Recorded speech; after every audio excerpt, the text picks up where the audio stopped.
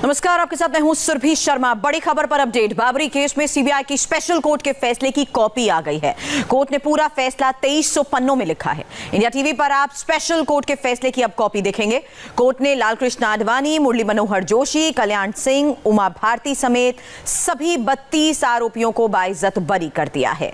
Babri case में सभी 32 आरोपियों को बरी किया जा चुका है और इंडिया टीवी पर इस वक्त आप फैसले की कॉपी देख रहे हैं। 2300 पन्ने की ये कॉपी है। गौनिका हमारी सहयोगी इस वक्त हमारे साथ जुड़ चुके हैं। गौनिका, मुख्य बातें 2300 पन्नों के इस फैसले की बताएं।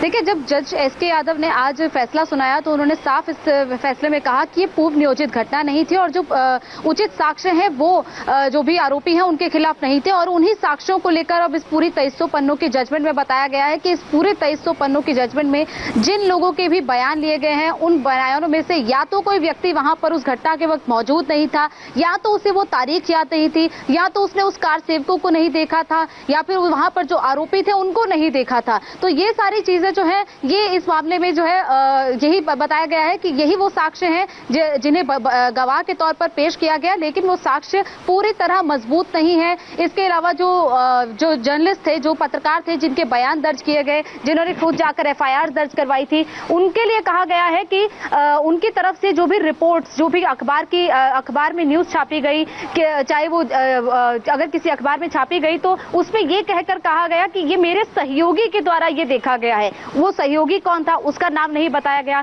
जिस रिपोर्टर ने खबर दी उसका रिपोर्टर का नाम नहीं बताया गया। इसके अलावा जो भी तस्वीरें वहां पर इस साक्ष्य के तौर पर वहां पर पेश की गई या जो वीडियोग्राफी वहां पर की गई, उसको लेकर कोर्ट ने कहा है कि उस वक्त कोई इलेक्ट्रॉनिक मीडिया चैनल्स नहीं होते थे, प्राइवेट चैनल्स नहीं थे, इसीलिए वहां पर जो वीडियोग्राफी की गई थी तो देश विदेश जो विदेश से भी जर्नलिस्ट आ रहे थे या फिर जो लोकल भी जर्नलिस्ट थे या फिर जो भी लोग थे वो वीडियोग्राफी वहां पर कर रहे थे, लेकिन वो वीडियोग्राफी सिर्फ आसपास बेचने के लिए, उस वीडियो को देने के लिए, किसी और के जरिए चलवाने के लिए वो इस तरह से उस वीडियोग्राफी को कर रहे थे। किसी खुद के चैनल के लिए या खुद के ऑर्गेनाइजेशन के लिए नहीं कर रहे थे। इसके अलावा जो तस्वीरें दी गई थी उन तस्वीरों के जो नेगेटिव्स हैं वो नेगेटिव्स नहीं रखे गए थे। उन तस्वीरों की, उस वीडियो की उनकी टेस्टिंग नहीं की गई थी लेबोरेटरी में। इसीलिए ये जो सारी चीजें जो कि गवाह के तौर पर या फिर सबूतों के तौर पर कोर्ट में पेश की गई थी, जिसके आधार पर सीबीआई ने चार्जशीट फाइल की थी, उस चार्जशीट में जिन के भी बयान है, जो भी तस्वीरें, जो भी अखबार की कटिंग्स या अखबार की न्यूज है,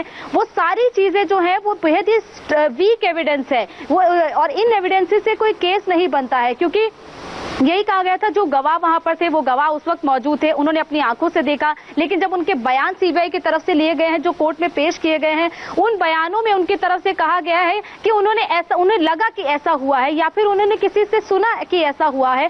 इसके अलावा जो मुरली मनोहर जोशी के घर पे जो मीटिंग हुई थी, उस मीटिंग को लेकर भी ये कहा जा रहा है कि वो मीटिंग वहां पर हुई थी, लेकिन उस मीटिंग को लेकर भी किसी ने कोई कंफर्म नहीं किया।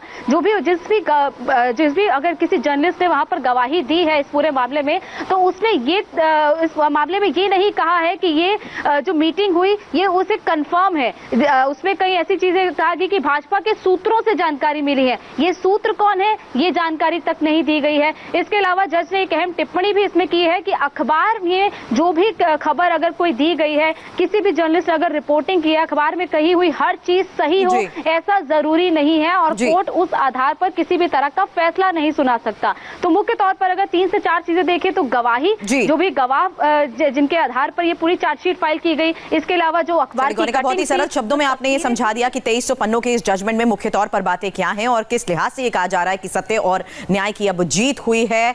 बहुत बहुत शुक्रिया फिलहाल गौनिका इस पूरे अपडेट के लिए आपका। एक और बड़ी खबर का हम आगे रुख करेंगे। सुशांत के पिता से नीतीश कुमार ने मुलाकात की है। इस मुलाकात पर डिटेल ब्रेक के बाद।